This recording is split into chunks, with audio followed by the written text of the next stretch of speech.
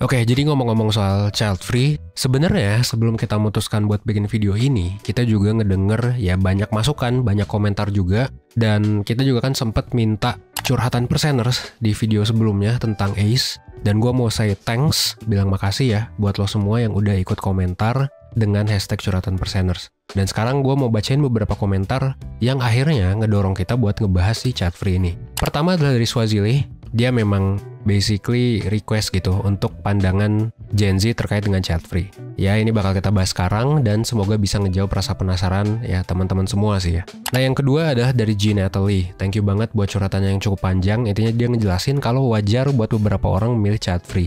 Karena ya mungkin ngerasa nggak sanggup buat self-healing, ngerasa nggak sanggup juga buat ngurus anak, dan bertanggung jawab juga sama manusia di saat yang bersamaan zaman sekarang tuh penuh ancaman.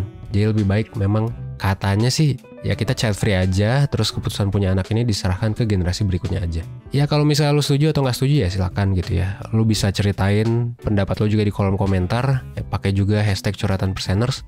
Oke, mungkin buat sekarang itu dulu aja. Yang pasti kayak kalau lu mau curhat silakan pakai hashtag curhatan perseners sih. Nanti gue bakal coba bacain buat yang menarik dan terbaik. Sekarang kita langsung masuk ke video. Dalam beberapa tahun terakhir, gue ngeliat ada satu bahasan hangat yang cukup sering dibahas oleh anak-anak muda zaman sekarang. Termasuk juga oleh 1% sebenarnya. Ketika kemarin kita ngepost di IG, terus banyak banget yang komen soal child free atau keinginan buat nggak punya anak.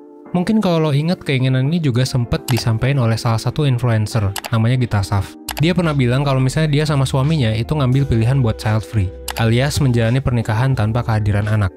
Pernyataan dia seperti biasa ya di Indonesia bikin ribut jagat media sosial. Ada yang bilang kalau orang yang child free ini terlalu open-minded, atau cuma cari sensasi, atau bahkan ada yang bilang kalau dia nyalahin kodrat dan egois karena cuma pengen seneng-seneng doang. Tapi ada juga yang ngebela, ada yang bilang bahwa anak itu menghasilkan emisi, anak itu menghasilkan global warming, anjay. Jadi, ya sebenarnya yang mana sih yang benar gitu? Wajar nggak sih ketika kita child free?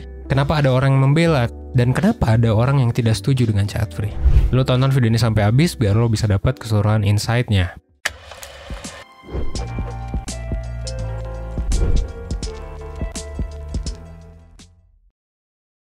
Oke, gue bakal bahas dari awal banget. Sebenarnya child free itu apa? Ya singkatnya sebenarnya tadi gue bilang, milih buat nggak punya anak. Nah ini bisa beda sama childless gitu ya, dimana orang mau punya anak tapi ada halangan. Misalnya mandul, ada penyakit atau alasan lain, misalnya nggak bisa punya anak aja. Itu beda. Ada juga yang childless dan child free, yang memang nggak mau dan nggak bisa, itu juga ada. Nah, tapi kalau child free itu, intinya adalah orang yang memutuskan buat nggak punya keturunan. Dan putusan itu diambil secara sukarela, voluntarily. Bukan karena lu punya penyakit, bukan karena lu nggak bisa punya anak, bukan karena berbagai macam hal, lalu secara sukarela memilih, gua nggak mau gitu kan, untuk punya anak. Dan yang perlu lo tahu sebenarnya fenomena child free ini, ya meskipun baru gitu ya, sering banget denger di jagat sosmed, ini sebenarnya udah terjadi sejak tahun 1500-an. Jadi di tahun 1500-an itu banyak gadis-gadis muda yang nunda buat nikah di usia 20-an. Jadi dibandingkan nikah, mereka milih buat apa?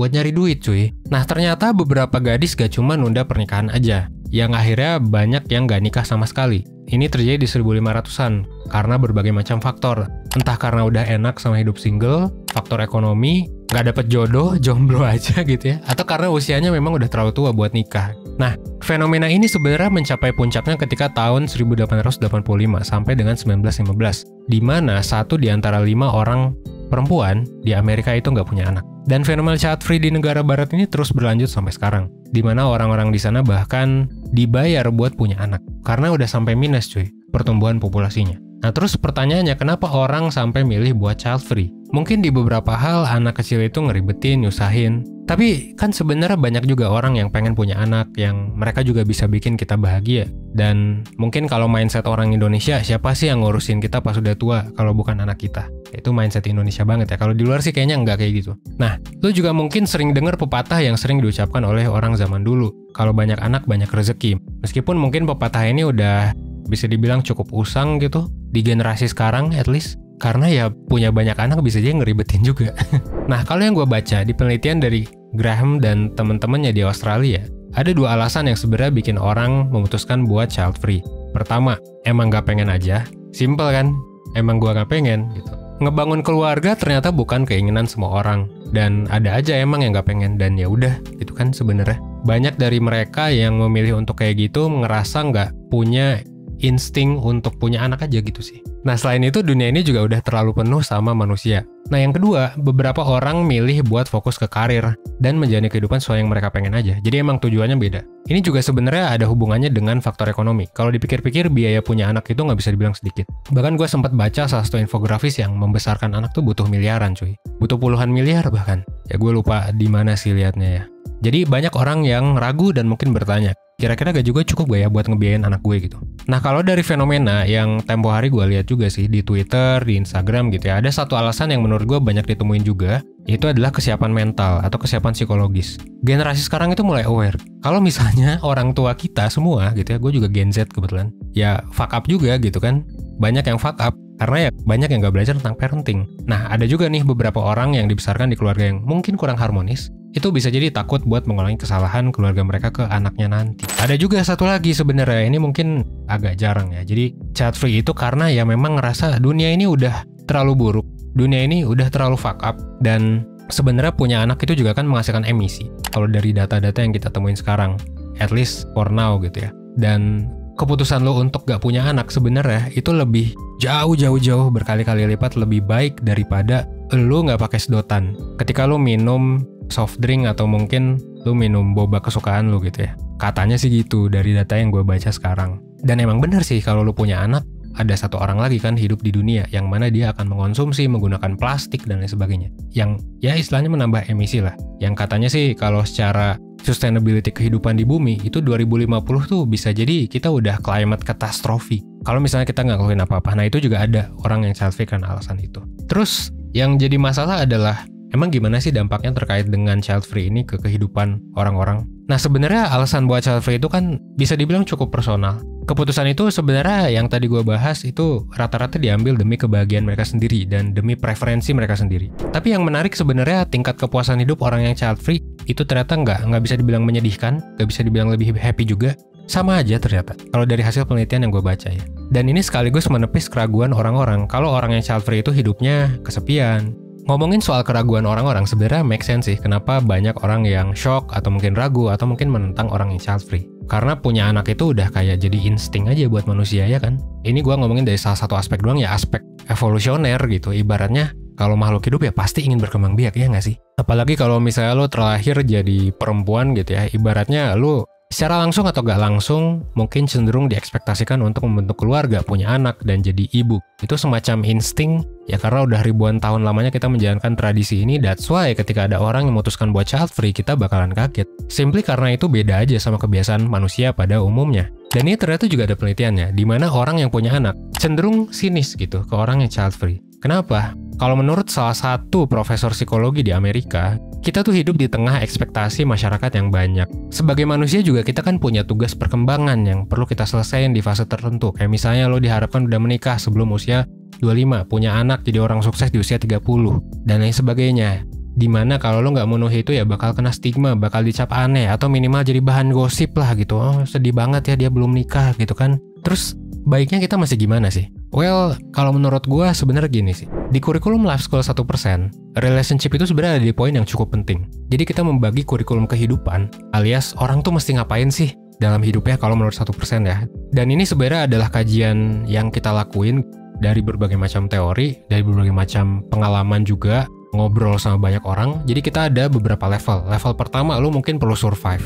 Nah itu butuh relationship. Di fase survival juga lo butuh support system. Hanya untuk sekedar survive. At least teman cerita lah. At least lo punya teman 1 atau 2. Atau at least lo punya orang tua lah yang menyayangi lo. Nah ini penting sebenarnya untuk survive. Karena kalau lo nggak ada di sini, bisa di fuck up gitu. Ya bayangin orang nggak punya teman. Nah yang kedua adalah ya risk mitigation. Ini ngomongin soal resiko.